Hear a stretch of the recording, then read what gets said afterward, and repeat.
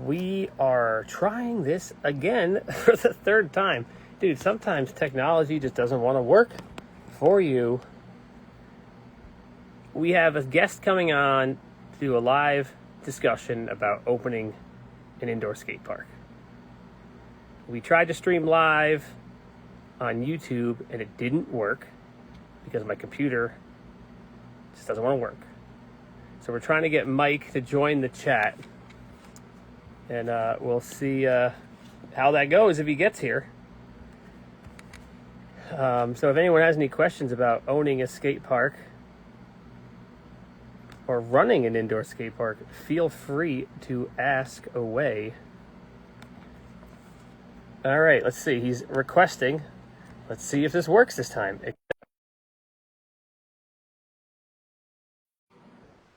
the heck is going on? Dude, I don't know why I can't bring... Oh, there we go. Hey, There we go. what's up? Dude, today is just like... Nothing will work today. You're having a rough one, dude. You're having a rough one. Dude, unbelievable. Jesus Christ. It's Dude, right. We're powering this through. just makes perfect sense. If we were doing an episode about what it's like owning an indoor skate park and nothing is working, it's like, yeah, that's it. That's it. Nothing If is it can working. go wrong, it will go wrong. Yeah. Dude, okay. Well, let's just kind of take it from the top. Let the people know who you are, what you're trying to do. So, what's up, everybody? I'm Michael Reuter from Long Island, Bay Shore specifically. I'm currently looking to put together an indoor skate park in my area. I grew up skateboarding on Long Island. I started a small company called Skatepark within the past 10 years, and I'm looking to start something new and make something fresh for the island and for the skaters out here so we could have our winters back, especially so we could get our skating done. And it would be awesome to bring the community much closer together with a spot that we could all gather at. The parks out here are starting to grow. A lot of the cement parks, there's new ones being built in Brentwood. They're trying to get Riverhead redone. And it would be nice to have an indoor park again. We've had a few in the past, a while back, and it'd be real nice to have a new one out here. What was the last time they had an indoor park on Long Island? Uh, out, let's see. So I know they had, I think Brooklyn's Vans, I mean, I know certain people consider Brooklyn more of a city aspect, but I think that just recently closed. I could be wrong on that, but Oil City I think closed about like 5, maybe 8 years ago. So And you're it's going to been some bring it time. back. I'm bringing it back, baby. Let's do this. All right. Well, what kind of questions you got for me? Okay, so let's get back on this. If anyone in the chat wants to ask a question, you can fire one in there too. So you had all the obstacles and stuff given to you. Essentially, was there when you got the park. Are there any specific obstacles that skaters, bikers, anybody asks for specifically to change around to remake certain parts of the park at all? Well, we were built so like I got to kind of paint a little picture before we get there. The way the previous skate park here was built that we kind of acquired, they built it in a particular method that was developed by a friend of mine who was actually a guest on the show a while back. He's built a few skate parks, and he basically builds everything in 4-foot sections and then puts the sections together. And basically what that means is every 2x4 in nearly every single ramp is 46.5 inches. And then you have these 48-inch ramps with the sidewalls. You put them together, it's 8 foot, blah, blah. So we dismantled this whole skate park because I knew I could break it down into pieces and then reassemble it. So there were certain things we knew we were going to do. There was like this giant 4 and 6 foot half pipe to have with like a 6 foot double coping spine. It was just terrifying. We basically we're going to cut that whole thing down to a 3 foot. Like we knew we were going to do that, right? And there were and we got this bowl came from a park in Syracuse that closed from Crank. So we knew we were going to put the bowl there. We know we wanted to have some like box jump line for bike stuff. And then everything else was like, what pieces of ramp do we have? And we just kind of like filled it in, right? So it was very different than if you were to just, I'm going to design a park on paper and then order the lumber and build it. I was making do with the pieces I had. Very true. And then over the years, we've built out this and changed that. And building ramps is hard.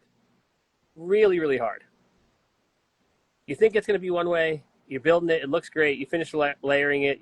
And then you're like, wait, this is steeper than I thought it would be. This is, so like, I know better than everyone. Not all ramps come out great. Most definitely. And I would say one of the challenging parts about running an indoor skate park is trying to take in as much data from as many user groups as you have, and then find those happy mediums. That's where, like, you're often going to build something that's not great for one demographic, but it's like kind of good for everyone, right? Like maybe the ledges and rails are just big enough for bikes to ride, because just big enough for bikes to ride is still kind of tall for skateboards, right? But if you build everything, below peg height on bikes, then no bike can ride it at all. So it's like you're always being like, okay, well, that feature over there, we built that one with beginner skateboarders in mind, and so it's a little bit of both. There's like tailoring certain features to certain riders while generally trying to keep it not too much of anything any one way. And I would say you have to oftentimes watch out for the people who are telling you, you got to build this, you got to build this, you got to build this, because that squeaky wheel gets the oil, and then it turns out not everyone that comes to your indoor skate park wants to skate a 9-stair. Of course, absolutely. So when you have there are obviously kids and adults that get out of hand, unruly. Is there any specific times or examples that you would deal with somebody like that, and how would you deal with that? Great question. That is, like, dealing with people is challenging. I almost never have those issues. The rule of law is really important at the skate park, especially. I mean, nowadays it's not so bad because it's only been me. But back in the day, when I moved to Rochester 13 years ago, the skate park RASP, they were very strict. They had a helmet rule, right? But the skate park in Buffalo didn't enforce their helmet rule, right? So many riders were just used to, I don't have to wear a helmet. So then you'd come here and they'd be all pissed off about having to wear a helmet. And you're always playing this game of like yelling at people. And they're like, dude, come on. Like, don't. Yeah. It's like, dude, you're making me come out here and give you a hard time. But all those other parks had closed by the time I opened. So there was no longer this like, well, the grass is greener kind of thing. Gotcha, yeah. And it just like every park, whether it's indoor park, outdoor park, whatever it is, there's always going to be, like, at an outdoor park, you'll have these kind of alpha riders, they might be good, or they might just be the old dudes that are always around. And those people have a huge impact on the culture in a skate park, right? So at your local outdoor, if you have some older skate heads that when you drop your Gatorade on the ground, they're like, pick that crap up. You end up, that permeates through the culture, and then you have a skate park people take care of, right? And if it's the other way around, then all of a sudden we've all seen outdoor parks that like get dilapidated and ramps are spray painted and there's garbage everywhere, right? So when it comes to an indoor park, me as my place, I can have a lot of influence over the culture in the park, right? And it's warm and inclusive here, and everyone's welcome. Like, as long as you're not a dick. That's literally it's the golden rule. It's on the rule signs in the skate park. Literally, it's all the rules, and at the bottom it says, obey the golden rule. Don't be a dick, right? So people learned here early on that I don't tolerate any bullshit like that. If someone is riding without a helmet on, I tell them one time. If they do it again, I tell them to leave and don't ever come back. Sure. And you only got to do that once or twice before people realize that you're pretty serious about it. And more times than not, when someone doesn't have a helmet on, it's like they just forgot. And you usually can tell right away when you say something. They're like, oh, my bad. Yeah, very true. But there will be people out there who, because they're trying to film a clip for Instagram, they're going to try to take their helmet off. And I just don't tolerate that nonsense. It's not worth it. I have a friend, a BMX dude, and he works for an insurance company, right? Like his There job you is to go and creep on people who are getting disability claims. So he's like looking people up on Facebook and making sure that like if we're paying out disability, that you're not, go. Yeah, going out, riding a snowmobile or something when you're supposed to have a broken exactly. neck, right? So by that same logic, it is completely plausible that the whoever's your insurance provider for your skate park, they might have someone who's like searching the hashtag of that business they're insuring. And if they look it up and they find clips of people not following the rules, like that could be a phone call that gets your local skate park shut down. So Most you definitely. have to be on that. So I've always been on it. There's never really been any issues. There was one person there's been a couple people I've banned. There's really only one time I got into an altercation face to face with someone, Oh wow. and I thought we were gonna throw down. I really thought it was gonna go down, and he's a great guy now. Like he's grown up. He came back years later and apologized, and Oh, that's good. I People could actually change, no doubt. yeah. Um, but yeah, it's definitely a challenging thing, especially. But it really depends on the culture around you and what the skaters are like. And honestly, that whole wave of the anti-authority skateboard or die culture that has really like tapered off. It's not really Yeah, like that anymore. yeah, the community around skateboarding is completely changed Yeah, in the years. So going towards the safety aspect, can you go a little more into detail in the waiver aspect and also why you determined, like you say, you have your required helmets, other pads, if that, and why instead not let the skaters at least 18 and over decide whether to wear those pads or not? yeah. That was one thing where that's just what the insurance always was, that you make people wear helmets. Um, as I said in our earlier failed stream, the insurance company is talking about exposure, everything that exposes you to risk. So I'm sure I could ask my insurance agent, hey, like, can you see what a quote would cost if we didn't have a helmet rule? And I was going to ask this year just out of curiosity to see what they say. Hmm. And like as I said to you earlier, my insurance really isn't that expensive. Maybe that's why. I don't know, like because a lot of times you can get insurance. It's just how much is it going to cost? I wouldn't be Yeah, surprised if you'd pay 50 or 100% more if you're going to let people do something that's like skateboarding without a helmet. of course. Uh, Yeah, it's interesting. It's a really interesting one because a lot of people don't want to wear a helmet, but that I think that older crowd of skate or die, you know, I don't want to wear a helmet people. I don't think there's many of them anymore. Mhm. And I'm also like, but you'll get people who will like advocate for not wearing a helmet, which like I don't think there's any way to advocate for not wearing a helmet, not really sounding kind of stupid while you're doing it. It's Like, not great hill to die on there. yeah, even like I've had people argue. I've had prominent people in the Rochester skate scene argue with me publicly about how they don't want to wear a helmet. And I was like, I couldn't believe. I was like, dude, you look so foolish right now. Like, I don't know. Like personally, like if I go to a skate park and I'm riding like a foot tall ledge and messing around, I don't always wear a helmet. But I almost never will post a clip of me riding without a helmet because I can't be the hypocrite who's yelling at people for wearing a helmet, and then when I go out and ride, I'm not wearing a helmet. You can't do that. Of course, makes sense. Absolutely. So my waiver through my insurance says, a helmet that's worn properly. It doesn't specify whether it has to be like a certified CPSC helmet. It doesn't say anything about other pads. It just says, you have to wear a helmet. In Yeah. fact, my liability, my waiver says anyone that's even in the riding area has to wear a helmet. And I actually don't Mhm. really enforce that because, like, I don't think that one's kind of a little bit much. Mhm. But that's what it says. Cool. Let's go on to so putting together like the whole. So you're getting your operation together, and now you need a website. You need to let people know. Can you go a little into how putting together your website? Did you do it all yourself? Did you have help with that? Also, go into a little bit of the revenue stream from your website. I know you have some apparel, you have decks and other accessories. You go into that a little bit. Yeah, I did. I'm a one person show. I've done literally everything. Literally everything. I don't really make money on my web store. When I do a new shirt drop, I'll do. People buy the new shirts when they come out. I almost never sell anything on my web store. Honestly, the POS system I have and the online integration is not really great. I pretty much use my web store for selling my summer camps, and I also run. This is kind of come out of totally left field. I run an indoor disc golf league in the skate park in the wintertime on the Monday nights when I'm closed.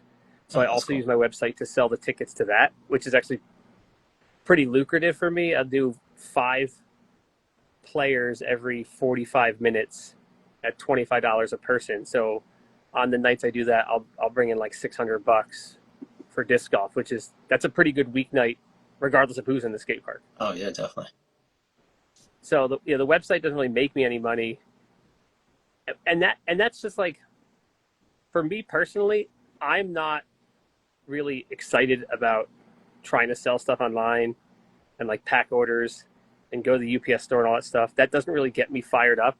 And I was given really good business advice that was, if something doesn't get you fired up, you shouldn't really do it because you're inevitably going to start to neglect it for the things you do want to do. And I love everything about my job. I think I have the best job in the world. Everything I do is freaking awesome. And that's like literally the one thing that I don't really want to do. And I do it sometimes. Like I'll sell old product on eBay and all on the side when but it's just not. Yeah, this store was not a thing for me. And my personal opinion is the days of online, like you have to sell online. I think those we missed those days. I think it's past. I think the online marketplace is so oversaturated Definitely. with sellers, and then like there's your big ones, whether in the skate, bike, or scooter world. There's like big ones who are like these are the three that everyone buys, and there's a million small ones, and it's just like now you're just fighting for pennies on the floor. I don't think it's worth it. Yeah, very true. You mentioned so you have your Mondays off, and on your website, I think you say you have Tuesdays off. Do you so you have extra income and income coming for those days? Is there any other reasoning for having those specific days? And also, is the skate park like full time for you, or do you have other side gigs that you do to produce more income? So my goal from the beginning was could I run a skate park and make 30 grand a year? That was my goal. And that's like a very Rochester thing because the cost of living up here is much cheaper. I Most live definitely. like I live a mile less than a mile from the skate. You can see my house from the skate park. That sounds I fun. bought my house for $70,000. My mortgage is like $700 a month. So like I don't have to Yeah, make a lot of money. So if I could not have a boss and make 30 grand a year, that would be the American dream, right? Of perfect. my 9 years, that happened one time. Generally, I've made between like 21 and 24, which was sustainable for me. The post COVID landscape has been rough. I only brought home like 12 grand last year. It's like at the point where now I'm like losing money to be here. Wow. So I have worked side jobs. Um, I have a daughter now, a 15-month-old daughter, and that takes away from my ability to take side work when I can get side work. There's times where I was working for a welder on the side, or I was working at a bike shop on the side. Now that's not really on the table, but I usually take whatever I can get. Sometimes I build ramps on the side for people, build a half pipe. My YouTube channel or whatever, I just built a YouTube for a weed dispensary in town. Nice. Um, right now, I run a bike shop in the skate park, and that does really well for us. My background is in the bike industry. I've worked on bikes for this year will be 20 years. I've worked on bikes. I've ran bike shops, and that's great because when the skate park is slow, the bike shop is busy. So it's a good yin and yang. There you go. And I'm Nice. I'm already here, sitting here at the skate park with maybe 3 people riding. So if people come in to fix their bikes, it works out great for me. And then I maintain a bike share company on the side as like a 1099 employee where I drive all over Rochester, Buffalo, and Syracuse. And there's 5 bikes per location, and I get paid pretty well to do it. And it's a job that fell in my lap that I'm really good at and I really enjoy doing. And I get to Nice. make my own schedule. Like so, for example, this morning I was out of my house at 6:30 in the morning. I was out in Buffalo by maybe 8, driving all over Buffalo doing this bike job.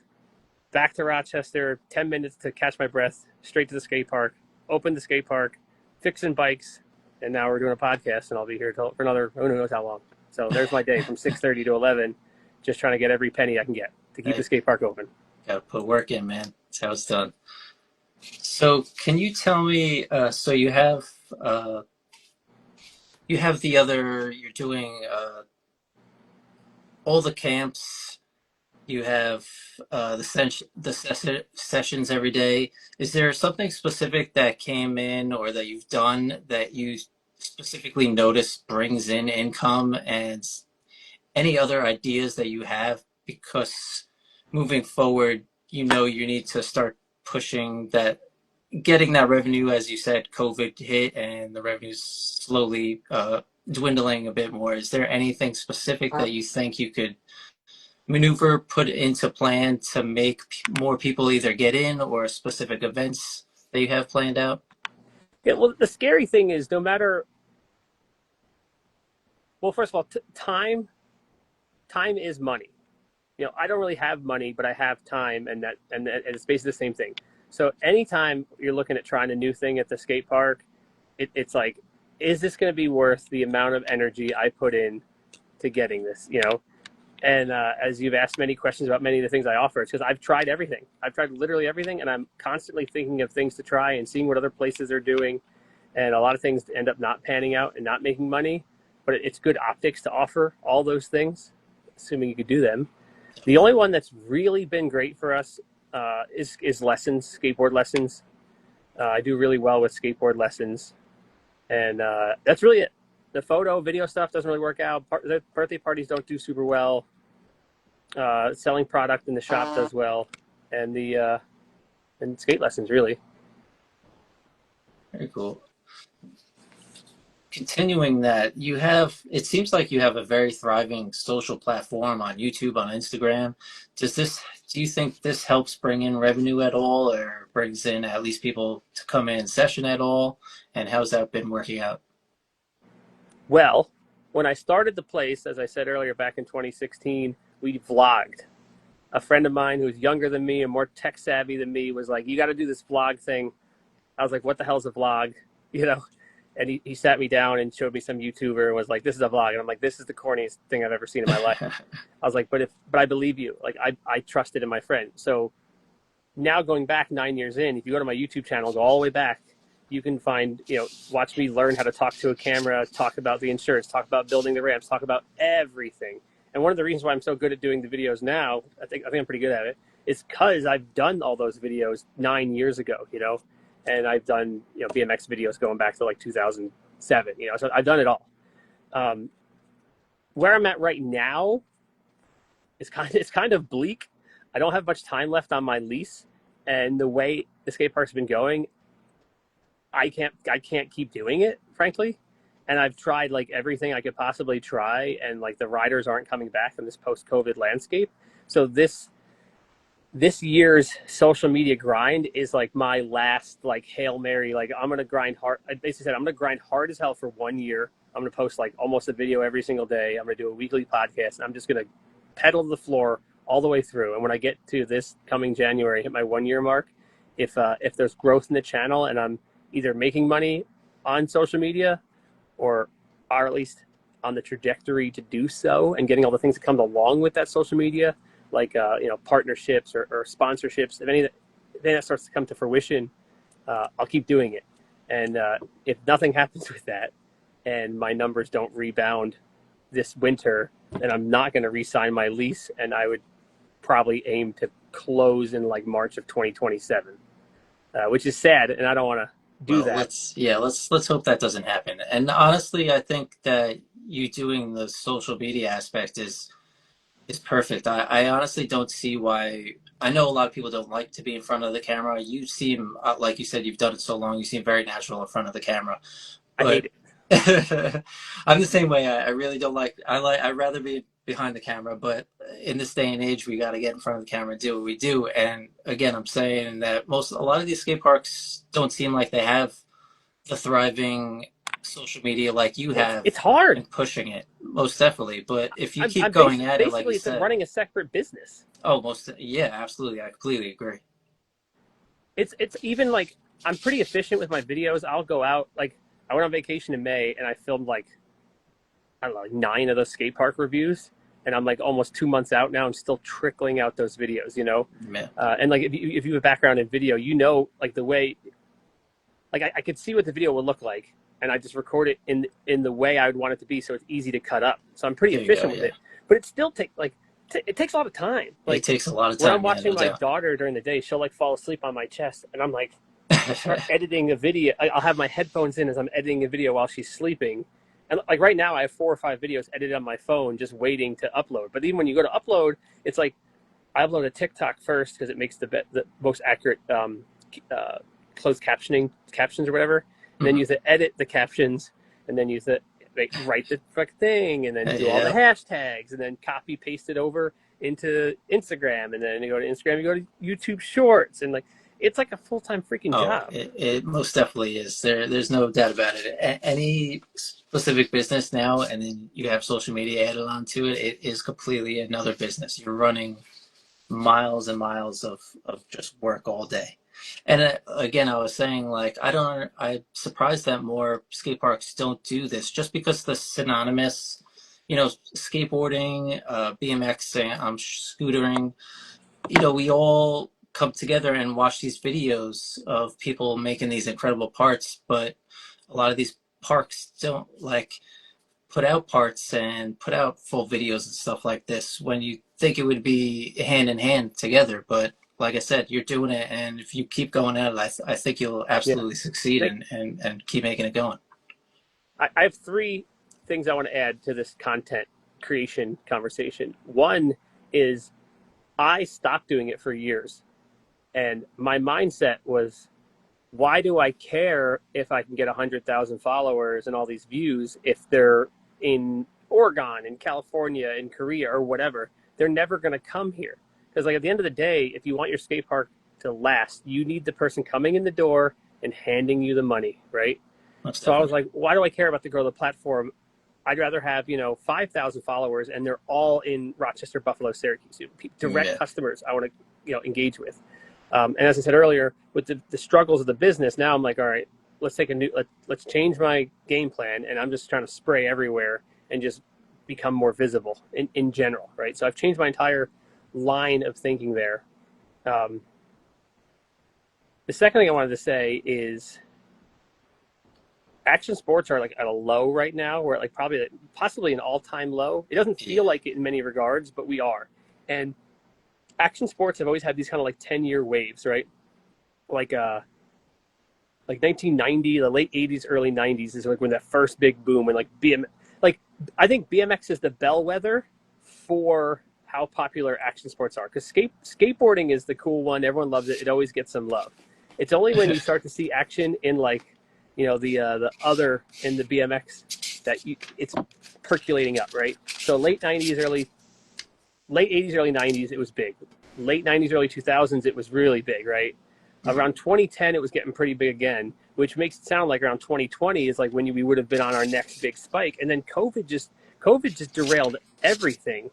So like I'm sitting out here going, man, action sports are dying. Kids aren't coming to the skate park anymore. And then, I was like, someone like something has to change, right? And I was like, maybe I'm the change. Maybe we're at this point where action sports are going to climb back up, right? Maybe we can revitalize this, and then maybe it's my social media content that starts to spread around, and like I think that's possible. If I can get to Oh, like a no quarter doubt. million followers and like have one of these accounts that people everywhere are following, I think I could literally be like a turning point in action sports, and that would be sick. Oh, absolutely. Yeah. You could definitely do it, man. I'm telling you, you got it going on the streaming My my service. my last point there was also I think the future is But live video. yeah. I think there's so much content. It's so curated now. A lot of it seems trite. With the proliferation of AI videos, I think people are going to start looking for something they can verify as being genuine. And you can't, if you're doing a live stream, I can't be AI. So I don't know what it's going to look like, but I think the future of social media is going to be live content. I could definitely see that. That makes a lot of sense. Yeah, people just want to see something natural and they want to Yeah. know it's real. I get that absolutely. So getting to the park, back to the park. Have you? I'm not sure if you've done this or not. Have you ever put a team together for the park? Have you ever thought of that? Thought about the possibilities of that producing more people coming into the park, spreading the word out through uh, legitimate riders? It's a good question. I always wanted to do it. I didn't do it until this past year. Um, and part of it was just it feels weird. But I do. I have a contract with all my riders. It's a pretty loose agreement. It's just like, post once a month. They get basically all my riders get one free session a month, and then half off everything else. And then when it comes to parts, I'll help them out to the best of my ability. And it's not necessarily like the best riders, although it often is some of the best guys in town. But I'm looking for people with the Yes. best attitudes, right? Because I'm trying Very to have true. the kids that I know in the summer months they're not, people aren't coming here. But if I could have people repping my brand at the outdoor parks all summer, I think that will really help me. I'm not sure if the team really turns over into making money, really. Although I've thought like if I go out to bigger names, and I've reached out to bigger people I know and for me it's BMX, it's an industry I know, and I'd be like, hey, like what would you like? Like what could I do for you that would be worth being sponsored? It's like hard to get really clear answers from people on what they want. Yeah. So it is a weird. It feels like the Wild West when it comes to having a team and a sponsorship. And this year I tried to have a kid kind of curate my team and do content and kind of like, hey, can you do all this for me? And with this particular individual, it didn't really work out great. So next year will be another experiment, I guess. There you go. When you're in the park, have you ever dealt with like really bad injuries from anybody, and how do you go about that? Have you had issues with that with your liability as well? Great question. Serious injuries are extraordinarily rare at the skate park. That's good. Before COVID, I would do about 10,000 sessions a year. I'm lower than that now, but let's just, for argument's sake, say it's about 10,000 unique visits a year. There's about one serious injury a year at the skate park.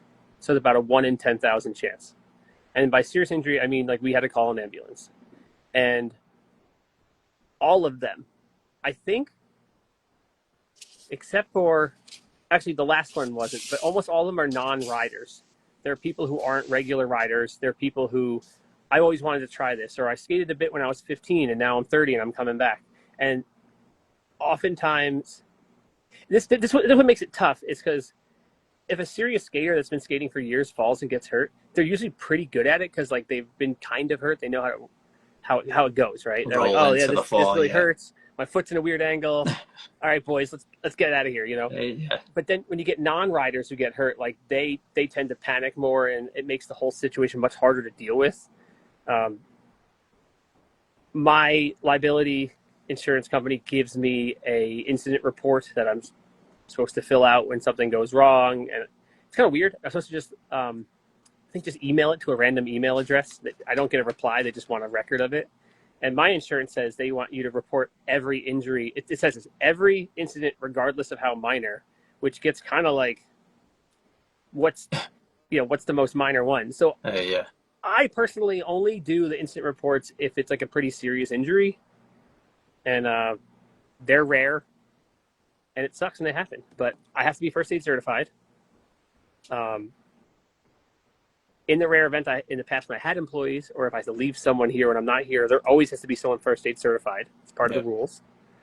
And that's pretty much it. Like it sucks people get hurt. Like it really, I'm not here to like, I want people to have fun and enjoy Well, themselves and express themselves. I don't want to be sit there and go, oh dude, the homie just broke his leg. This is awful. yeah, it's never fun. So can you tell me, I recall your park being about like 20,000 square feet. Can you talk about the square footage of that and the non-park aspect of your building, the square footage of that? And you talked a little bit about doing frisbee golf, I believe. Yeah. Do you have anything else like video games, any other aspects that you use the non-park aspect of your building to bring in income? Yeah. So the whole building, it's a 22,000 square foot rectangle with super tall ceilings. And the way the skate park was before we moved in, there's like this giant platform right in the middle. It's a 4-foot platform that was like the center of the park. So the whole design was based around this platform. So even like when I came into there, we couldn't work around the platform. And then since the bowl came from Syracuse, there was only like one spot the bowl could go to. So the whole skate park itself, the layout was based around these two things that were kind of not, that had to go here or here. That was pretty much it. Because if they were here and here, there's only like a narrow strip, whatever. The shop space is, I don't know, like 100 by 60 maybe.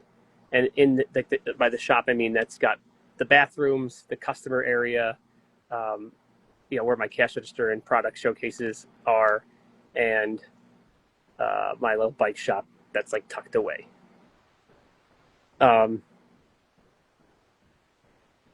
It's kind of like, I also have two lofts. So I'm in this room right now. Above me is a loft that overlooks the foam pit and the resi, which we just built. Above our bathrooms on the other side of the customer space is another loft. So there's two elevated areas where parents can sit and watch their kids ride. The lofts are also the spaces we use for birthday parties. One loft has an air hockey table on it. The other loft has like a bar top I built. And, it's reused for, if people do a birthday party or something or other events.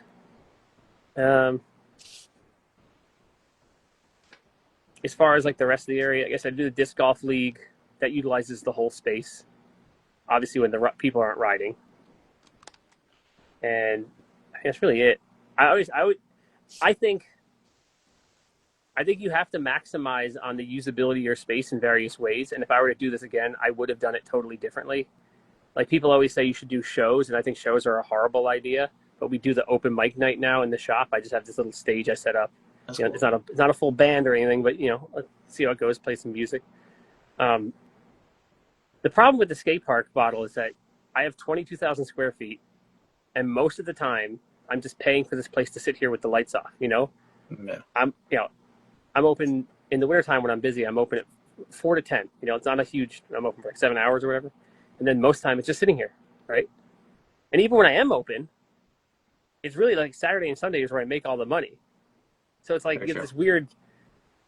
Like I said, if you can go back, I would totally try to build the space in a way that you can use it for different things in the morning, right? If you could have, I don't know, a space that could be used for like yoga or like Pilates, where you could have someone like, a big enough flat area where you could move two features and be like, oh yeah, they could have 30 people in here doing yoga, and then you could like rent out the space to that person during the day or something. Like you have to maximize on the usability of your space with a skate park as big as what I have, for sure. Yeah, definitely. You have a lot of room there, no doubt. It's too big. I think it's too big.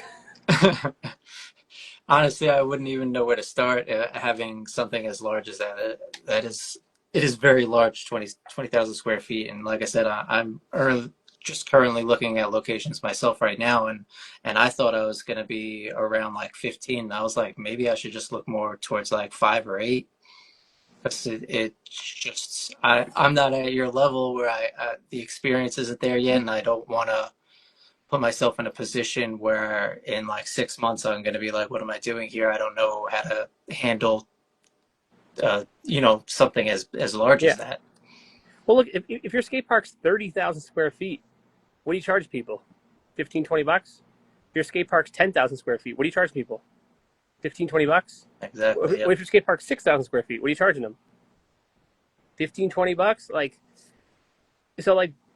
Why would you be that much bigger? It's really tough. But then the thing with retail or industrial space, typically the smaller you get, the more you're going to pay per square foot. So I'm paying $550 a square foot. So like while I'm paying almost $10,000 a month for this space, it's a really, really good deal up here. Yeah, that's fantastic. Yeah, that's amazing. Here I've been looking around like 15 to 20 per square foot. Yeah, it's crazy. I don't know if a skate park could be sustainable that much money per square foot. It's crazy. Yeah, it is definitely a venture that is, like I said, a labor of love.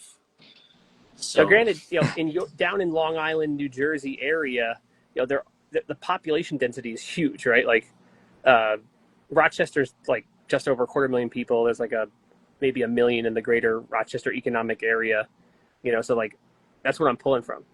Long Island, if they're willing to deal with some traffic, you could be pulling from like, you know, orders of magnitude larger cohorts of humans. Very true. Yeah, you are correct. So when you first started the park, was there anything immediately that you thought, oh, I should have did this differently, I should have did that differently? Anything specific on that end? Immediately, I don't think so. I mean, down the road, like I said, there's like maximizing on the usability of the space. I think could have been huge. Um, I didn't know what I was doing when I started. You know, I felt like I was still a kid. I was just kind of like sending it, figuring out how I you know, as I was going on, I was kind of like figuring it out. You know, I think one of the biggest things I learned was that like it's not about what you want or what they want. It's about finding this like compromise, right? It's. I mean, when I first got into working in skate parks 13 years ago, you know, I moved here to work at this skate park, right, to manage it and help Oh, them, you know, hopefully not to go out of business. And obviously, that didn't work. Um, and a lot of what I thought just wasn't true once I got here and did it. Like skate parks aren't an indoor skate park is really not about the core rider. It's about as far from the core rider as you can really get. It's really about like the families and the kids. It's really about the kids. You know, you got to have the yeah. core as well. Like you're always trying to walk this line where it's like it's not too family friendly that it's like lame to the real skaters, and it's not too hardcore to the core skaters that it's too too edgy for the moms. It's like it's trying to weave that line That just right, balance. right? Yeah. And like John, who I had on last week from Level Up, he's definitely way more on the like kids family friendly thing than even I am, and I'm really there in my messaging and where my heart is. But when you come here, the place is rougher around the edges. It's not some of the moms look at the old skate park couches I have and they're like, ew. Question in the chat: how old was I when the skate park opened? I was 30. I was 30, 31, 30. Well, I'm 38 now, so I would have been 30, turning 31 when I opened the park. That's incredible. You started the park young. You're I thought making I it was old. I happen. thought I could have done it sooner, but Let's see. So I noticed you had a Patreon. Can you tell me a little bit about that and how that works? yeah, the Patreon was something I wanted to do for a while, and I felt weird about it. I feel weird about, in general about like people just giving you money for almost like nothing. It feels like, but I very frequently would have people reach out to me, or like people would just come to the skate park. They're like, oh, I saw the sign on the street. I wanted to check it out. You know, my skating days are behind me. You know, but I just want to check it out. Or I have friends who I've known since I was a kid who tell me like, I want to support your business some way, or like every time I put out a new shirt, they'll order it off my site when I do use my site. And I was like, well, maybe if I put out this Patreon and I get a bunch of people who just want to support me, maybe all those $5 a month add up. And then it was like a partnership kind of, or like a alongside of my grinding on social media was to have the Patreon as well. And really the podcast was kind of like I was trying to use the podcast to reach a greater audience, because like if you're willing to listen to me and you talk about whatever for an hour or two, those are the kind of people that would like, yeah, I can give this guy $5 a month for this podcast I listen to, right? Yeah, So I thought there was a lot absolutely. of people who might be willing to just help. Additionally, it seems like everything in the world now is a subscription model, like It's very true. literally everything. And I used to do one fee, you can buy a whole year, or you can buy like the winter, or you could buy the summer, or you could buy like 1 month at a time, but they weren't auto payments. So with the Patreon, I used my Patreon for monthly passes. So I no longer sell it as like you pay $700. That's the old price for the whole year. Now it's 120 a month on Patreon. Turn it on when you want, turn it off when you don't want it. That's cool. And obviously the subscription model is like, the people that can afford it, maybe they pay all summer and they're not coming, or maybe they forgot it was running and that feels crappy, but there's a reason everyone uses this subscription model. Yeah, And it sucks. Patreon does take a decent sized percentage cut from the money, but you got to try stuff. very true. Throw it at the wall. I like I said, if I can get to the point where I get a 250,000 followers on Instagram or whatever, and like we're getting like a lot of views on the podcast, like in theory you should be able to get really grow on Patreon.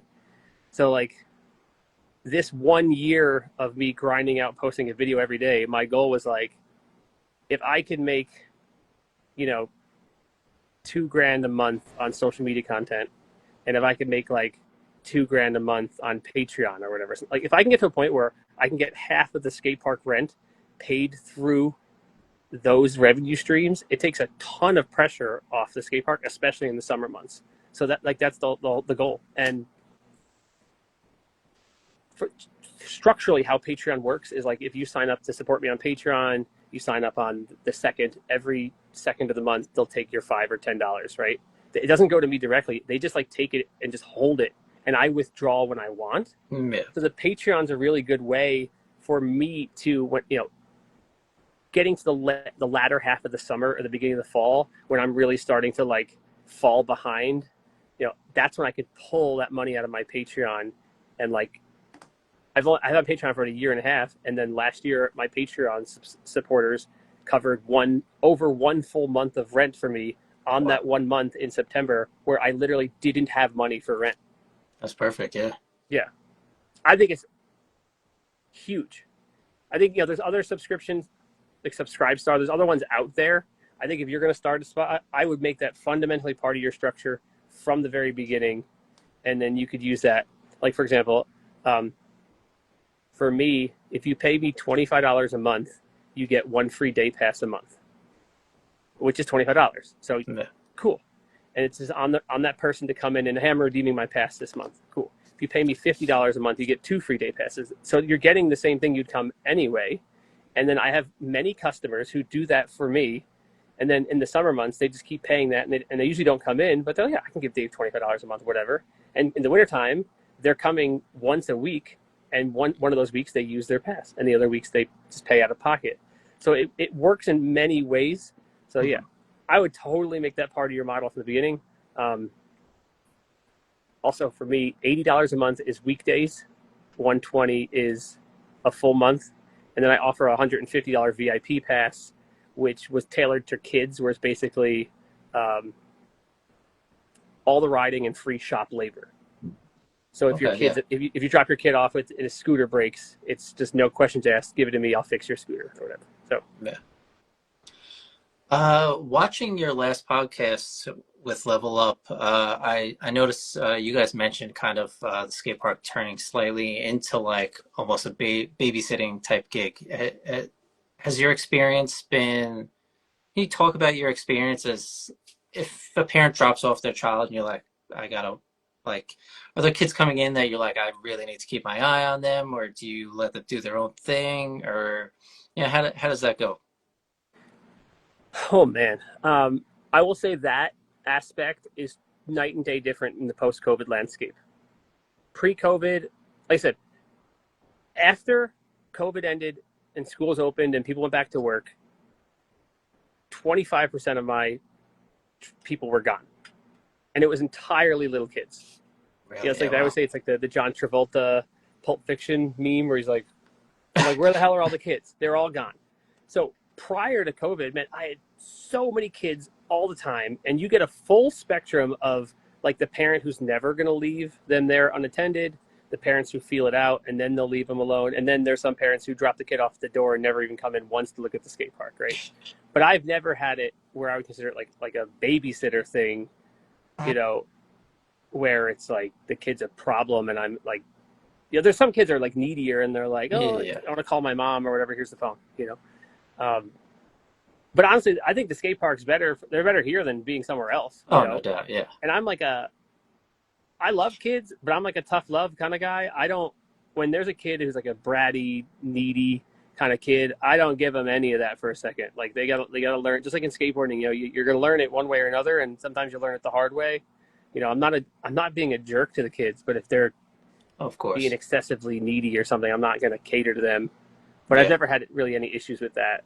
Yeah. I'm just curious if it like takes away, like if you have, obligations to if you're doing some type of paperwork or you're fixing a ramp or something like that, and they're not necessarily getting in the way, but they're taken away from other aspects that you need to be dealing with. Well, I've fostered really awesome culture in my park. My kids that grew up around here are just phenomenal now, and they're older. So like people really do take kids under their wing when they come here. And like I said, there's never really problems with stuff like with like terrible etiquette or kids are out of control because it just it sorts itself out because I've built the culture in a way that it's never really an issue, you know.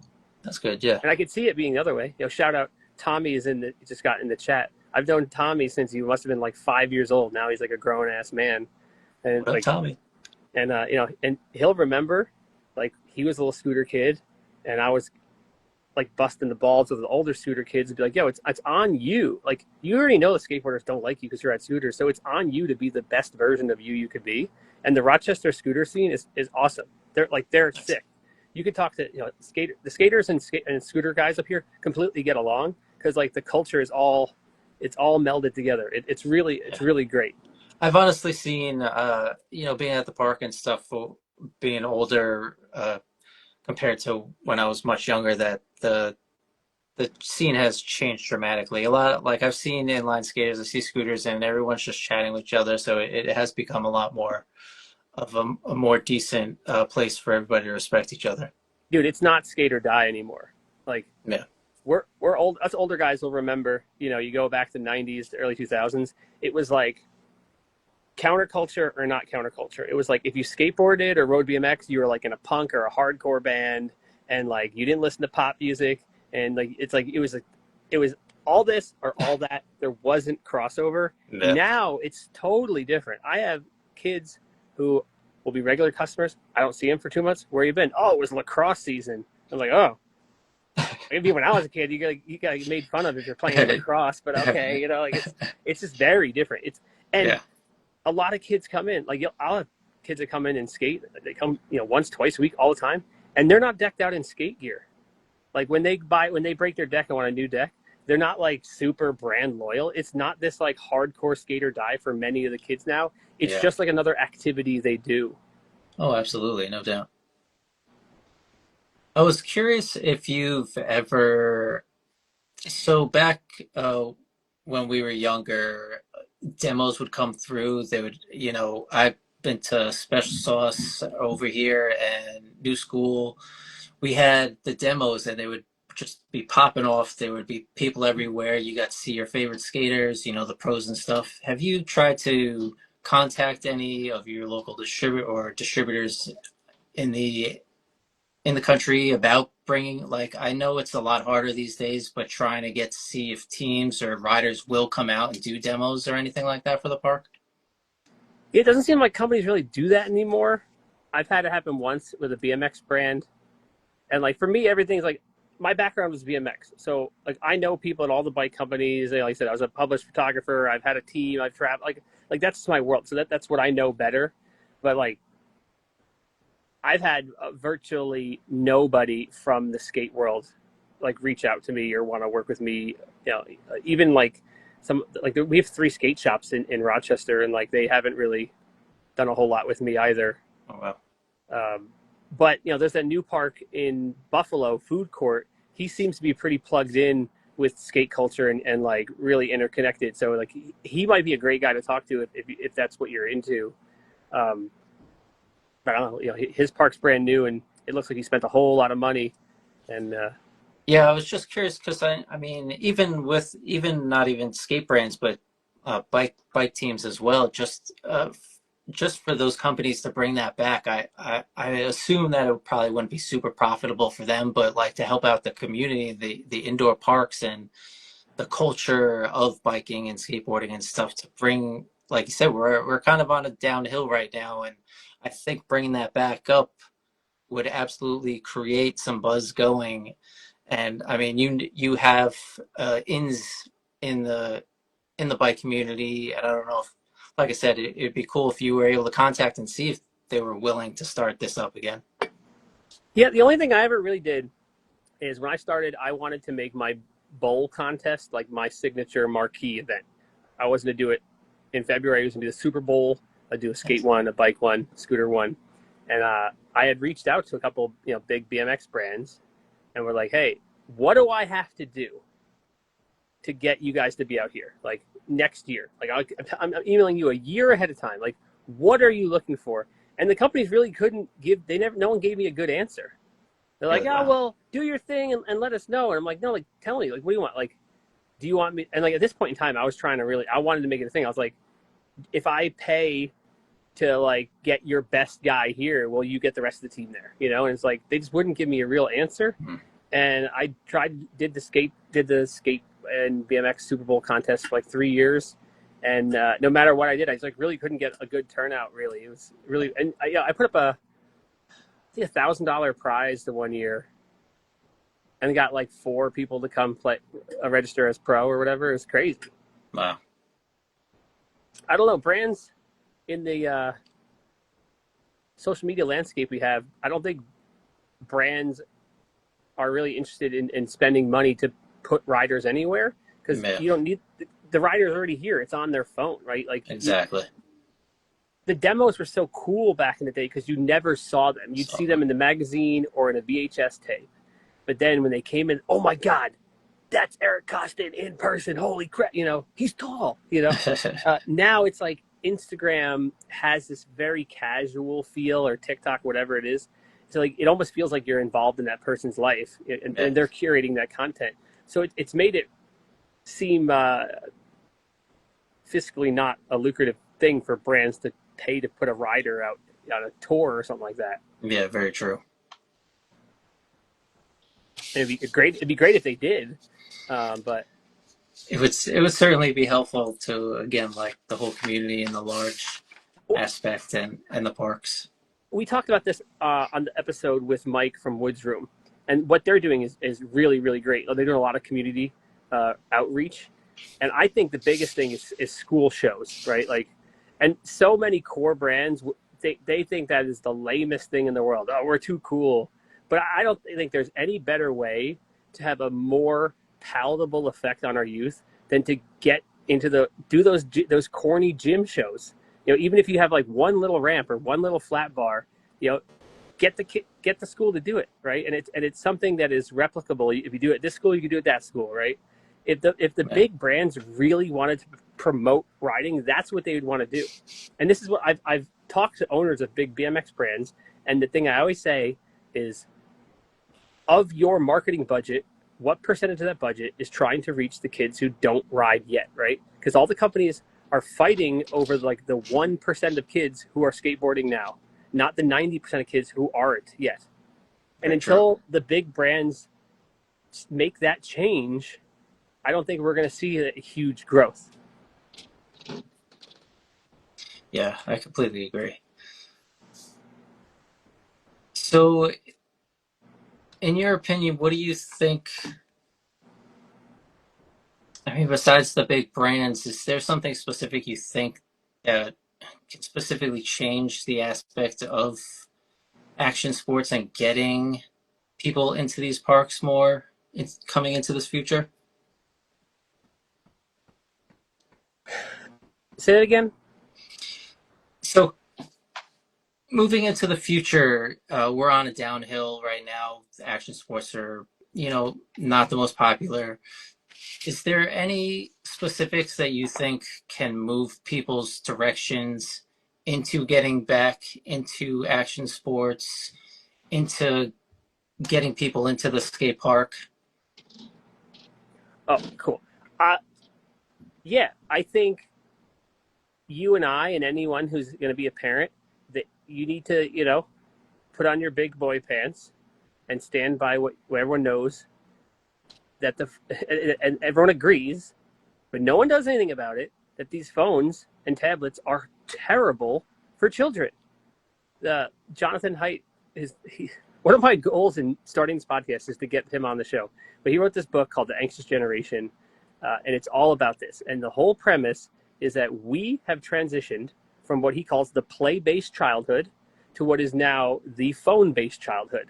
You and Oh I are no. old enough that we had the play-based childhood. We played, we explored, we handled issues on our own. Oh, The absolutely. phone-based Yeah. childhood, it's like they're just on their phone. They don't go outside. And I see it, and it breaks my heart when I see a 2-year-old with a tablet stuck in their face. Yeah, it makes your Yeah. parenting job easy, but like it's like everyone I know, they hate their phone, but they're on it all the time. Oh yeah. It's an And it's like, addictive. Yeah. and you're starting to see the tide turn here a little bit. Jonathan Haidt's work has done great. There's an organization called Let Grow that he's a co-founder in, where they're all about this like free range kids stuff. So until on a society wide level we really do something about the phone culture, not just admit it's a problem. Like we've admitted it's a problem. We all know it. Get the kids off the phones. If you want them to go outside, if you want them, like, there's something better for kids in action sports, right? The risk assessment, the exploratory nature of it, like, it's so great. But if we're just sticking these dopamine sucking black holes in these kids' faces from the second they're born, I don't know if action sports can survive that. Yeah. No, I completely agree. Technology has its benefits, but it also has its very much backfires as well. I don't at my summer camps. I'm like, no phones. Yeah.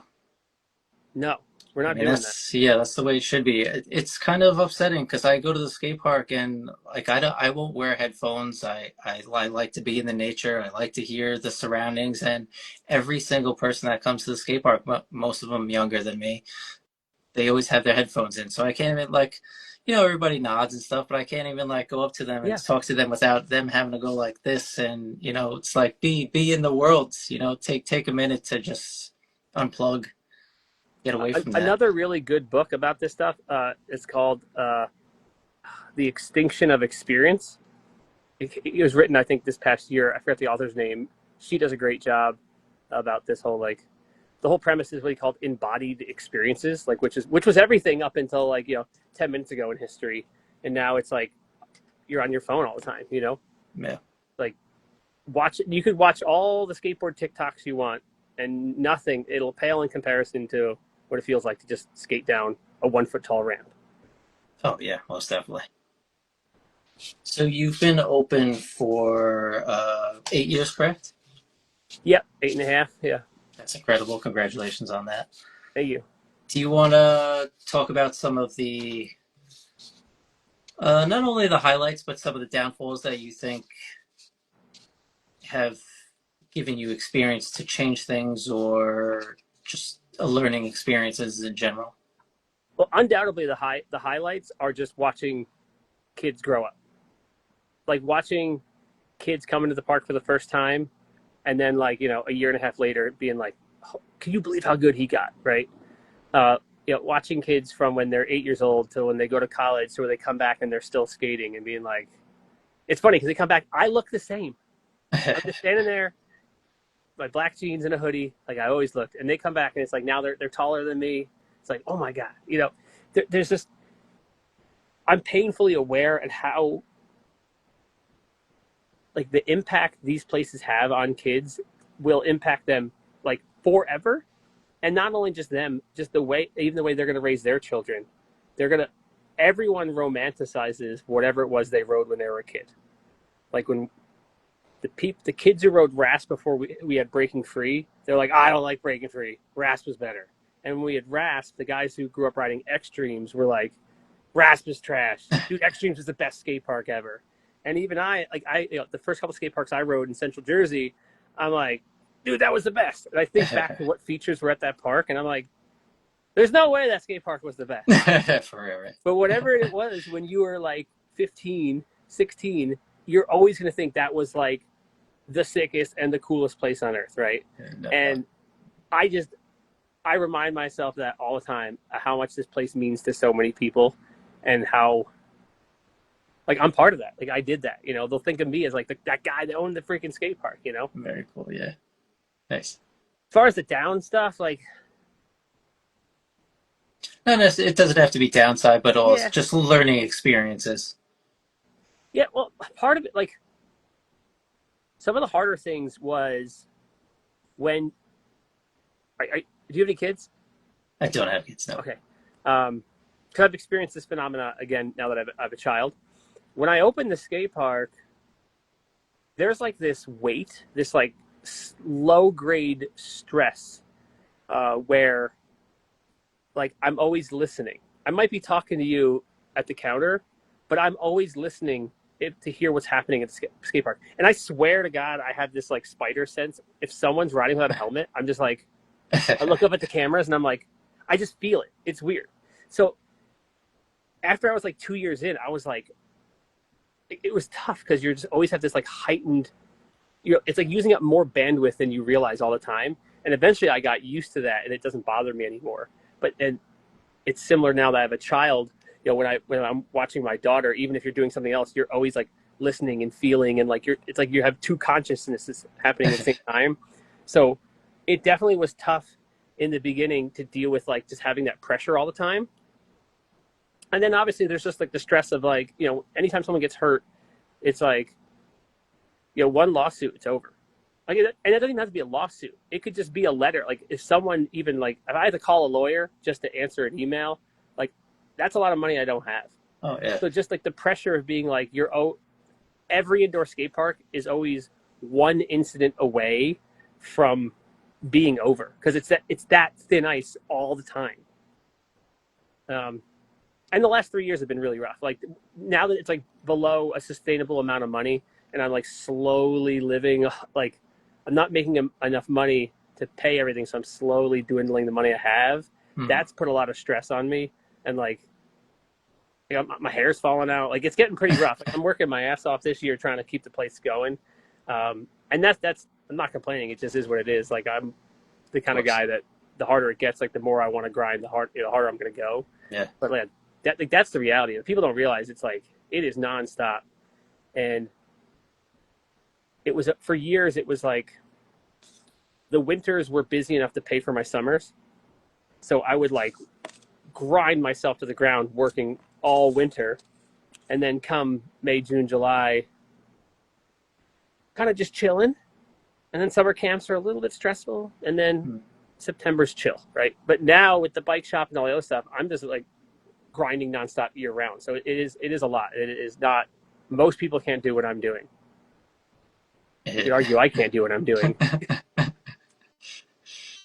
You definitely got to put the grind in. I hear you. I got some of the homies in the chat right now. Some of the kids I've known since they were just children. Nice. What up, fam? Yeah, all these Bloody Toe, that's Austin and Tommy P. I've known these kids since they were like 10, 11, 8. I've watched these people grow up. It's crazy. Nice. So if you had if right now if the skate park was completely thriving and you had, whatever unlimited money coming in, what specifically would you put your money towards right now? Would you completely overhaul the social media? What other aspects put it? Would you put that towards? Your mic is breaking up a little bit, but it's okay now. Yeah, is it mine? Yeah. If I had the money again, I would fix my ramps because my park is in rough shape. And people do complain about the deterioration of the ramps. And part of that is that no indoor skate parks last this long, right? Rochester has a really, really rich history of indoor skate parks going back to like the mid-90s, but they always last 3 years. So the parks are new, and then they close when the ramps are still new.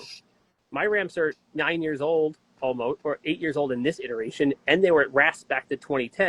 And a lot of the lumber here came from Extremes. So like some of the riding surface here, actually much of the riding surface at this skate park is older than most of the people that come here and ride it, right? Yeah, that's crazy. And I have to prioritize, what I fix when I have time to fix it.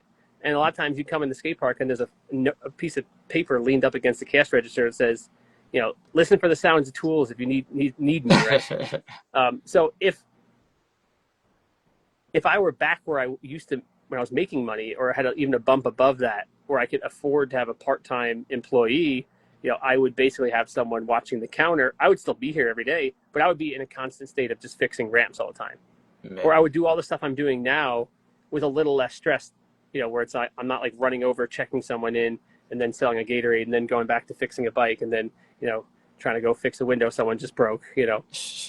Um, but yeah, the skate park's hurting, man. It's been, these ramps have been through freaking hell. They were built all by volunteers, so like things are weird and funky. People in the comments of all my videos are like talking all this crap all the time about like the way I'm doing it or building it, and it's like, well, I'm only fixing it this way because we built it in this stupid way because we literally had no clue what we were doing. Very true, yeah. We had whoever would show up, and we're sitting there going, oh, well, he used to be a framer, so let's listen to him. We'll build it that way, like There you go, right? it's super DIY. So if I had the money, yeah, I'd have part-time help, and I would fix more stuff and probably try to do more events, probably more community building stuff. Definitely, definitely. Very cool.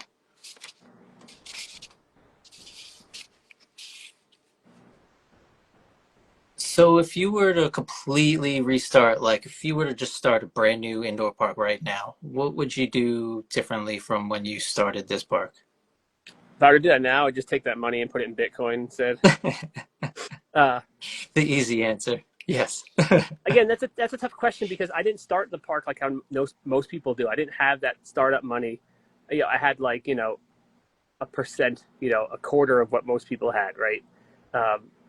But if I did, if someone gave me $500,000, or $250,000 to start one over, what I would try to do is, like I said earlier, build out like a multi-use facility that could be used as many ways as possible, right?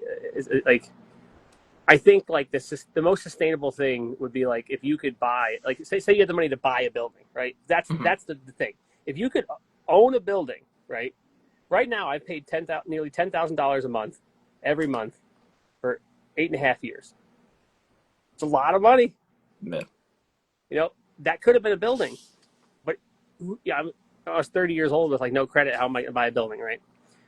So in theory, if you could have a building where it's like warehouse in the back, you could build a skate park, but in the front is like a facade where you could have retail space that you rent out, right?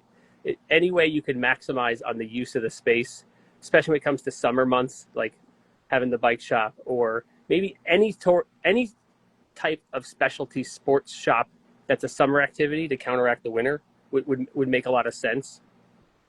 I think scaling to do more programming in the summer would make sense too, but it requires like more staff, and I just don't have that kind of staff to do that sort of things. Mhm. But many parks do get by on a lot of programs.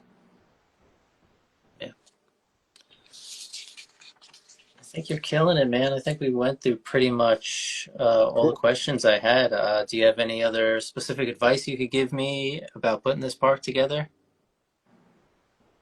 If you just want to have a sick place to ride, don't open a skate park. Many people come to me and they're asking me questions, and I'm like, I'm trying to slow them down. I'm like, what do you want, right? What do you want to do? And sometimes they're hesitant to say that and admit that. But a lot of times that's what they say. It's like, well, I think it would just be really cool to have like my own skate park, and like I could just skate whenever I want, have my homies skate, and I'm like, then you don't want to run a skate park, right?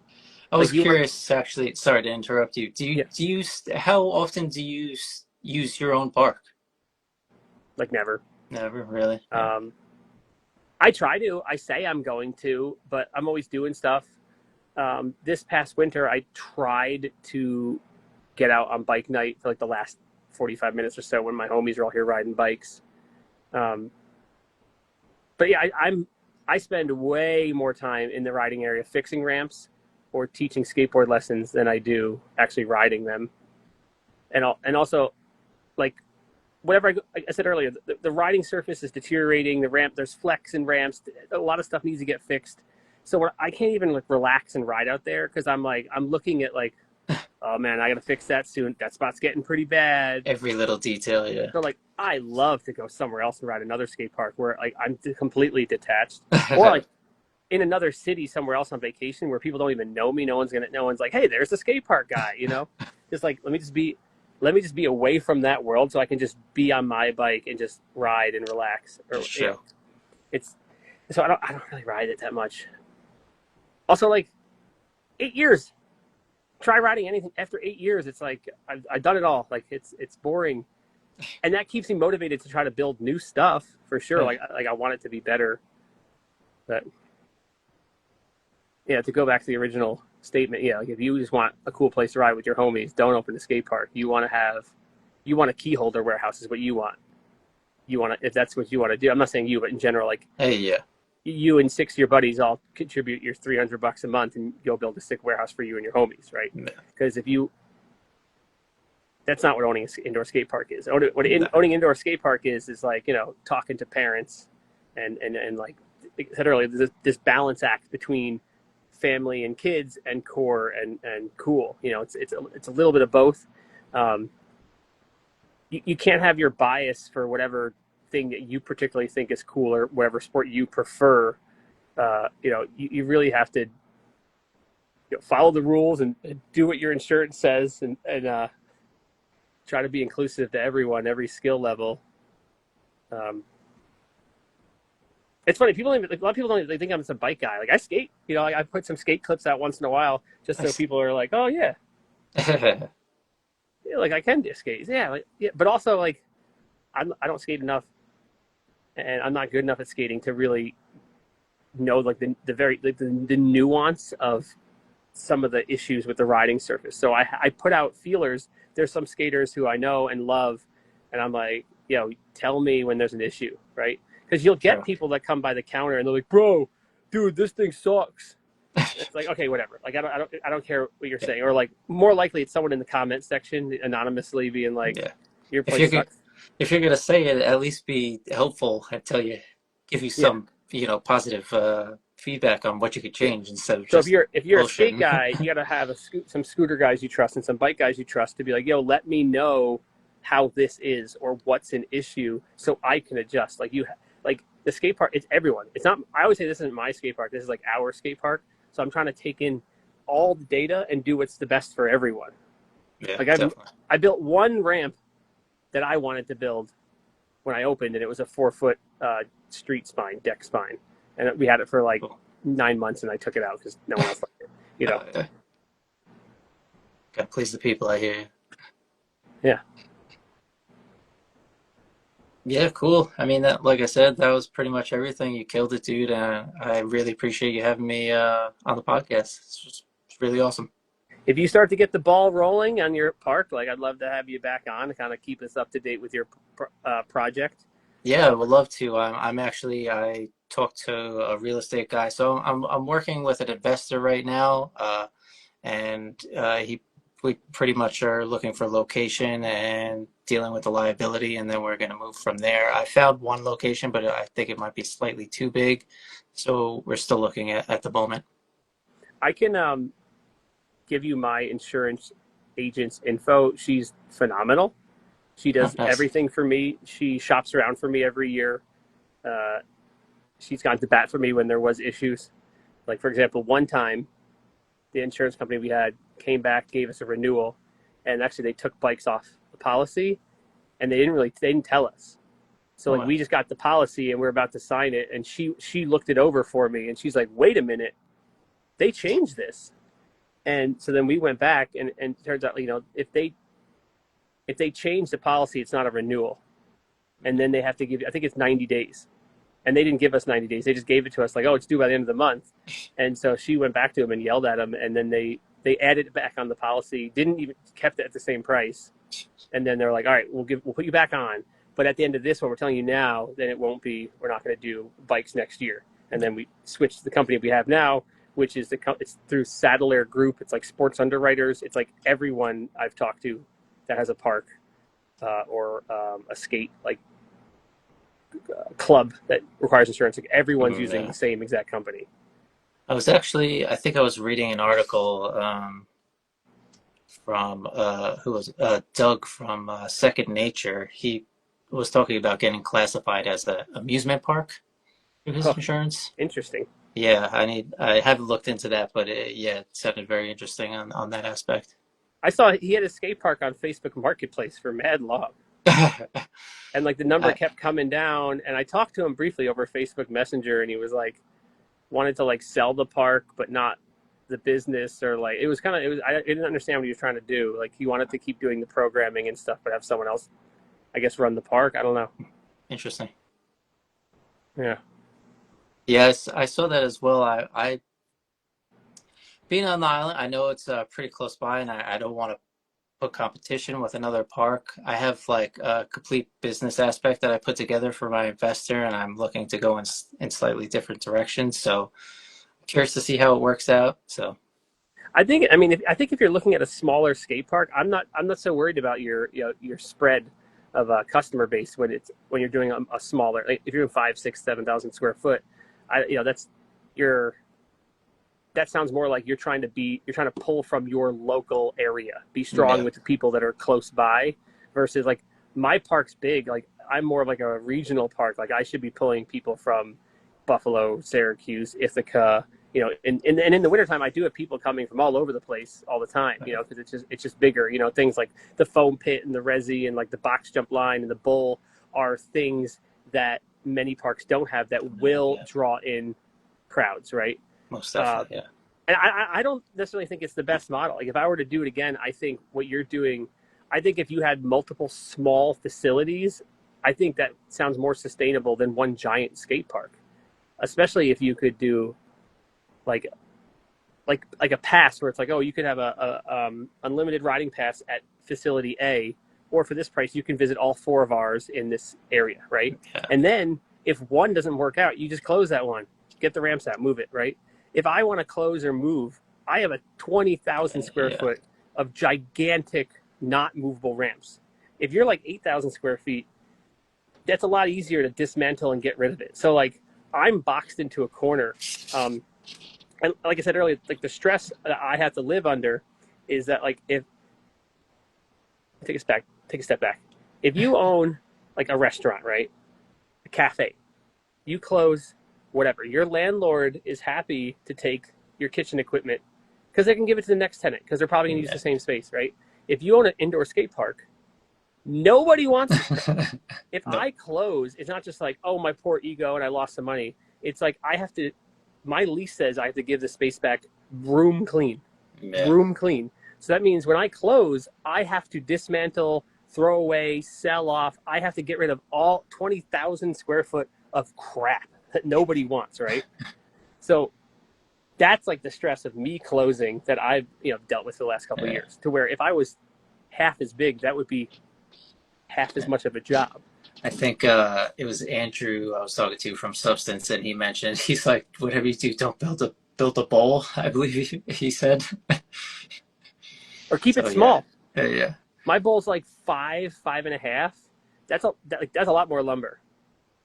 And it's like I think like a cool 3 foot, 4 foot kind of flow bowl um, is more usable for more riders. yeah, definitely. But it's arguable. I mean, if you built a 3 foot bowl out of concrete in an indoor park, it might be easier to get rid of than the wooden one. It Well, was. what are you gonna say?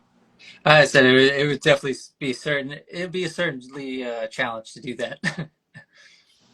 All right. Well, whenever you get your ball rolling, keep me up to date. I would Yeah, love to, if we could have you on a couple more times throughout your process, let the people know where you're at, where you're going, and yeah. when you're ready to like launch stuff. If you do a GoFundMe or a Patreon and your website drops, you can surely take advantage of my platform to spread your information. I would Uh, really appreciate that. Thank you so much. and this has been great. Sorry the YouTube thing didn't work earlier. I guess I Yeah, gotta get my computer. I gotta get a new computer or something. I don't know what the hell I'm gonna do. yeah, Maybe I'll new bring my hard drive. desktop here. But It's all good. Shit happens, man. Don't worry dude, about it. dude, Mike, thank you so much.